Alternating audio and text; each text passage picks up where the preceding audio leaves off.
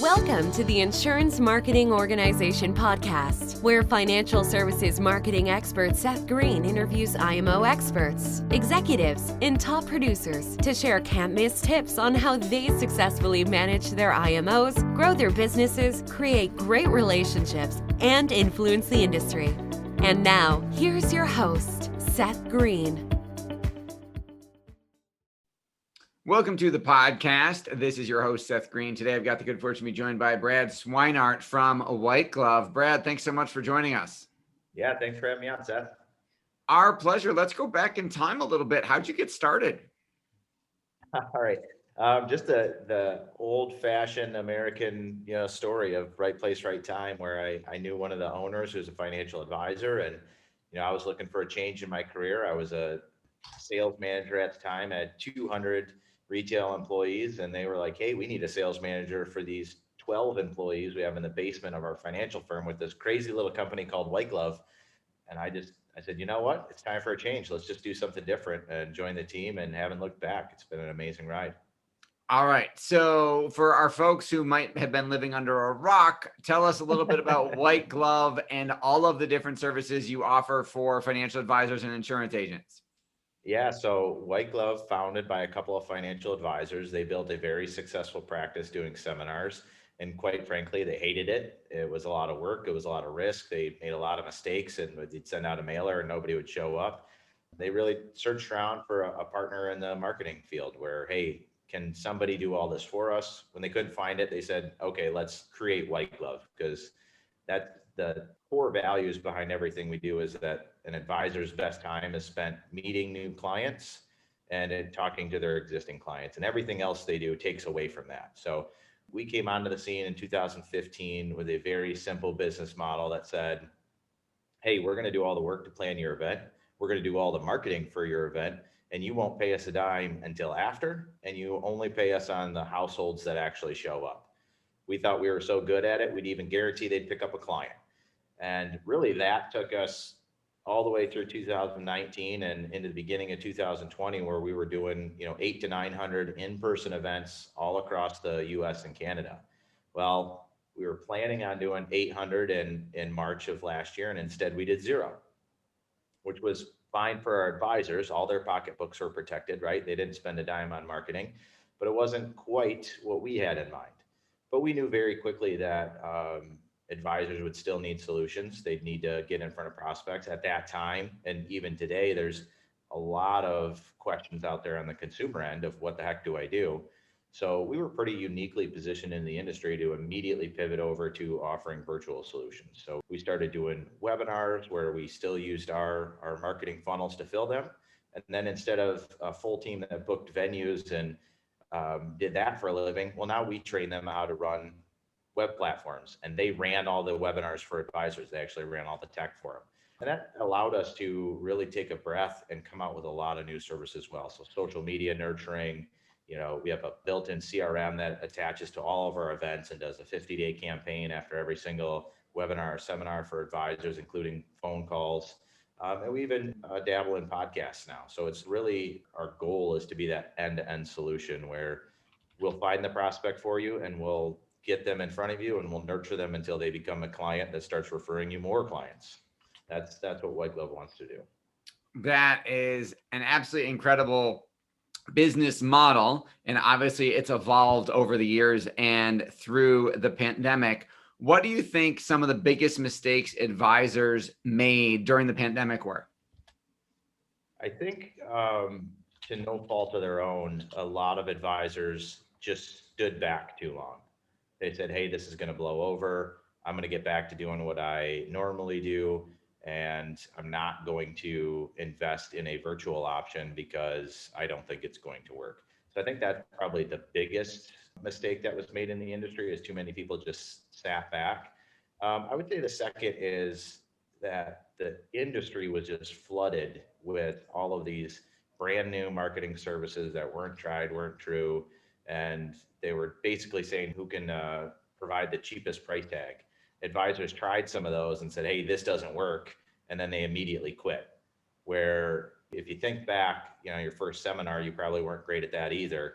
but also if you buy the cheapest option, you're kind of getting what you pay for. And it was a tough time in the industry. I mean, there was so much out there, there was so much noise, and most of those companies don't even exist anymore. So it was a very tough time when, March rolled around. I think a lot of marketers felt very opportunistic, and they went right after those advisors' pain points. So I think a lot of people got burned.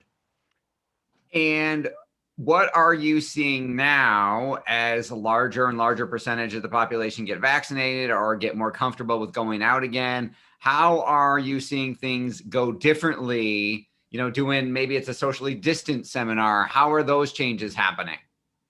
Yeah, and it's more and more every day that areas open up, that's in-person events are coming back. I mean, we're probably tipping the scale right now at about 60-40 to in-person compared to webinars. And one of the interesting trends in the industry right now is that pre-COVID, there's a certain type of prospect and a certain type of advisor that might do a event at a lunch and learn or a dinner seminar. And there are all those negative plate liquor, type connotations to that. And I would, if this was 2019, I would totally agree with advisors that didn't want to do that. And now it's almost like that's changed just a little bit in the consumer's mind. Because if you think about it, your ideal prospect may have not set foot in a library in 18 months. Whereas they've probably been to a restaurant, they understand that it's clean, they understand the COVID policy. So interesting for us is we're starting to do probably equal amounts of educational settings as we are dinners and lunch and learns as well. Whereas before, I mean, that maybe made up 5% of our business. So that's an interesting trend. And I think that'll, dissipate after a while, that people will be out and they'll be more comfortable in other settings. But right now we're definitely seeing more restaurants being opened and consumers, not necessarily caring about the steak, but caring about that, hey, it's a clean place to go learn this information. That makes a lot of sense. How has the media mix changed? How have the costs changed in terms of filling that room? Is it taking more direct mail or more Facebook ads now per person? How is that working? It's interesting. It everyday battle, and something that we obviously put on our shoulders here at White Glove, because advisors are only paying per attended household. So all the marketing spend is on us, and it fluctuates daily and depending on the geographical territory as well as, COVID in that area. And sometimes it works really, really well. Sometimes it doesn't. It's going to take more ad spend. One of the things that we invested a lot in last year and that we're now using this year and is available to our advisors is what we call green zone technology. So essentially what we're doing is we're taking a geographical map, we're layering the population as well as financial data. We have a layer built in for COVID related cases and how that's affecting it. And then we do marketing tests to determine efficacy of an event and ad spend. And we look into that prior to an advisor ever doing an event with us. So that's all available. All that data is available when you work with White Glove for us to actually look in and say, yes, you can do an event here, or hey, this isn't going to work. This might work or that might work. And we'll point them in the right direction to have a successful event. That makes a lot of sense. What do you think, with all the success you guys have achieved and the iterations you've had to go through, what is your biggest challenge as a company, as White Glove now? Yeah, it's interesting. For us, the first 4 or 5 years, the challenge was to keep up with demand. I mean, we were running like crazy, trying to fill our events, plan our events, and iterate and change and improve. This last year, we were really able to kind of take a step back, deconstruct a lot of our internal processes, and really build up a lot of efficiencies and check a lot of boxes of stuff that we just couldn't do before, like our post-event nurturing, our post-event phone calls that we do for advisors, pre-event appointment setting, one-on-one direct appointments. There's a lot of services that we were able to enhance or come out within this last year. And really the biggest challenge for us is, when we talk to an advisor, sure, they know who White Glove is. We're that seminar company. And we almost get dismissed if they're not interested or not willing to look at seminars just yet. Whereas we have spent 18 months building up solutions to check those boxes in your area. So that's probably our biggest headwind, is getting the word out that, hey, we do other stuff and we do it really, really well. What have you seen the difference in terms of, on the advisor side, in terms of conversion? So you had hey, it costs, you would get X amount of attendees in the room pre-COVID and convert Y number of prospects into actual appointments. How did that change when you shifted to webinars? And how is that changing now, given that people are starting to come back to events? I would say that immediate shift, very low conversions. We'd get advisors in front of the audience size stayed about the same, whether they're logging on or going to an event. We were able to adjust our registration numbers to keep that audience size about the same. But conversions right off the bat were very low. And we had those advisors that just didn't want to pause. They just jumped right in and they tried and figured out a lot of best practices. Immediately it went from a 90-minute seminar to a 45-minute webinar. And that was one of the first things we saw. Hey, after minute 46, these people are dropping off. They're not paying attention anymore. So we adapted to that. There's also a lot of call to actions and tech-enabled meeting opportunities that you can do during a webinar that we weren't doing originally. So once we started adding that stuff in, and then you use a rebroadcast instead of live, because all it does is take out the tech issues. Once you started adding that stuff in, I have tons of advisors now that say they've seen success, they've proven this model, and they don't want to go back to in person because this is working very successfully. And if they can close business virtually, they have unlimited inventory. It's no longer, hey, I can only do so many mailers in my backyard before people stop showing up. It's, let's just pick a different affluent city next week and somewhere in the US, and I'll talk to people from there. And one of our advisors, he ended up doing 115 webinars with us last year. He says he doesn't even know when we're having webinars until meetings just pop up on his appointments or on his calendar, because he's got it that locked in, and his staff runs it and White Glove does all the work. He just shows up when he has appointments. So you're fine. So that presents an interesting opportunity now, in that historically advisors sometimes got burnt out before COVID doing seminars if they were doing 2 a week and they were running all over town.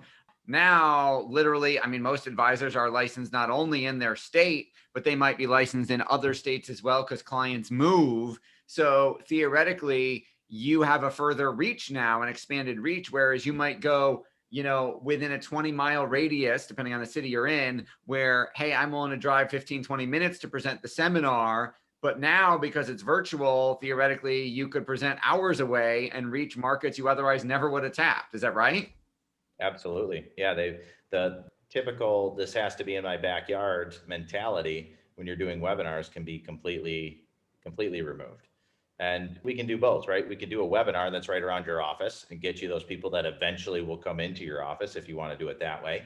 Or, like I said, we have advisors, once they get comfortable having those first appointments and meeting those prospects virtually, then they can prove that they can close business that way. Then anywhere in the US that you want clients from, just flip on the switch and we'll tell you where the best areas to go are. We'll use that green zone technology and say, hey, this area is going to perform really well. There's a lot of estate planning, consumer driven need right there. Why don't you come in there and teach them on that? And we can direct that advisor and make a whole marketing plan that's just, they flip the switch and we do all the work. That makes a lot of sense. Your passion's obvious. What do you like best about what you do? I love connected dots. I'm a big believer in let's just throw a bunch of stuff on a page and see what makes sense. My day job is usually, talking to FMOs and RIAs and developing programs with them to help their advisors grow. And quite often that leads me to talk to individual advisors and just see what the heck is working right now and what White Glove can do to improve our services. And there's just such a ton of opportunity out there in the industry for advisors to grow if they have a reliable way to get in front of new prospects. And the consumer demand out there is astronomical. There are so many questions and concerns, and Biden's new tax plan, and how did COVID affect my retirement, and all of these things. That, look at the housing market's crazy, right? The stock market's, everything is so volatile right now that people have a lot of questions. And to be able to connect those families with a trusted advisor, that to me is a wonderful opportunity to come to work and do that every day. That is a beautiful, empowering message for our advisors and IMOs and FMOs watching. Where is the best place for them to go to learn more and to connect with you on your various solutions?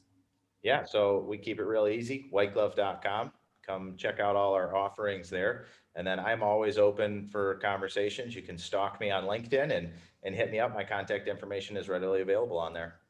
Awesome. This has been Seth Green with Brad Swineheart of White Glove. Brad, thanks so much for joining us. Thanks, Seth. That was great. Thanks everybody for joining us. We'll talk to you or see you next time.